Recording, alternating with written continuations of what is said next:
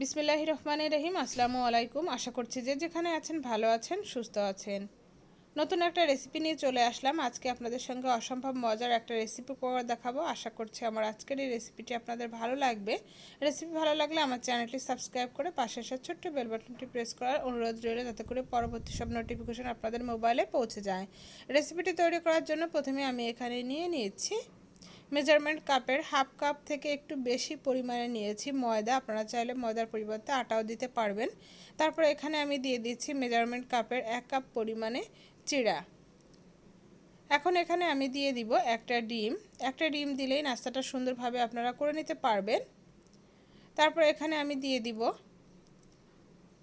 1/4 cup পরিমাণে নারকেল কোড়া। তবে হাতের কাছে নারকেল কোড়া না থাকলে এটা বাদ দিতে পারেন, সম্পূর্ণই অপশনাল। তবে নারকেল কোড়া দিলে টেস্টটা অনেক বেশি ভালো আসে। তারপর এখানে আমি দিয়ে দিলাম চিনি স্বাদ মতো, দিয়ে দিলাম স্বাদ মতো লবণ। চিনির পরিমাণটা আপনারা আপনাদের পছন্দ মতো দিয়ে দিবেন। আমি এখানে হাফ কাপ পরিমাণে চিনি ব্যবহার করেছি। এখন সব কিছুকে একসঙ্গে খুব ভালোভাবে মিশিয়ে নিব। খুব ভালোভাবে এটাকে মাখিয়ে নিতে হবে। এই পর্যায়ে আমি কিন্তু এখানে কোনো পানি ব্যবহার করিনি, যেহেতু ডিম আর চিনি আছে, এতে করেই খুব সুন্দরভাবে এটা এভাবে মাখিয়ে নেওয়া যাবে।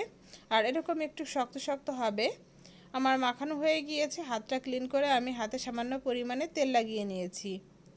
এতে করে এটা তৈরি করতে আমার সুবিধা হবে, হাতে লেগে যাবে না। এখন এখান থেকে কিছুটা মিশ্রণ আমি হাতে নিয়ে এভাবে হাত দিয়ে চেপে চেপে একটু গোল করে নিলাম। তারপরে দু হাতের তালুর সাহায্যে এভাবে গোল করে চেপে চেপে আমি নাস্তাটি তৈরি করে নিব। এই যে দেখুন, একটা রেডি হয়ে গিয়েছে। এখন এখানে আমি আরও একটা তৈরি করে নিচ্ছি। এখন তো রমজান মাস চলছে। রমজান মাসে আপনারা চাইলে ইফতারিতে এই রেসিপিটি রাখতে পারেন। আশা করছি ছোট বড় সবাই পছন্দ করবে। তাছাড়াও আপনারা সকাল বিকালের নাস্তা এটা ঝটপট রেডি করে নিতে পারবেন, বাচ্চাদের টিফিনও দিতে পারবেন। খুবই মজার একটা রেসিপি।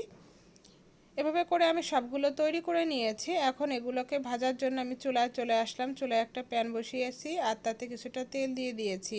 তেলটা যখন কিছুটা গরম হয়ে যাবে সেই পর্যায়ে একে একে নাস্তাগুলো এখানে আমি দিয়ে দিব। আমি সবগুলোই একবারে প্যানে দিয়ে দিচ্ছি।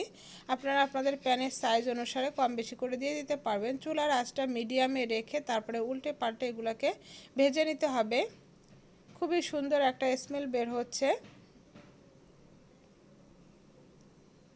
চুলার আঁচটা এই পর্যায়ে কিন্তু খুব বেশি বাড়িয়ে দিবেন না, তাহলে এটা উপর থেকে কালার এসে যাবে। যেহেতু এটা চিড়াতে কিন্তু খুব দ্রুতই কালার এসে যায়।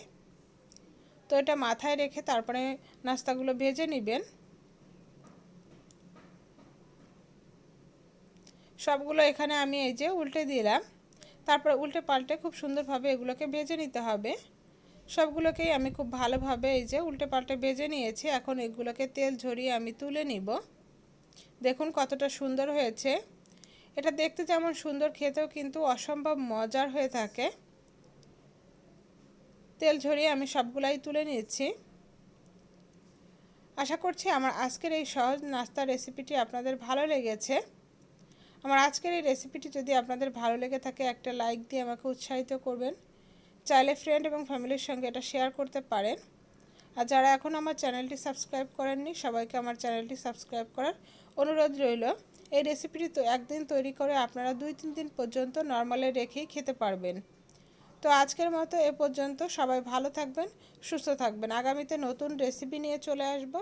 আল্লাহ হাফেজ।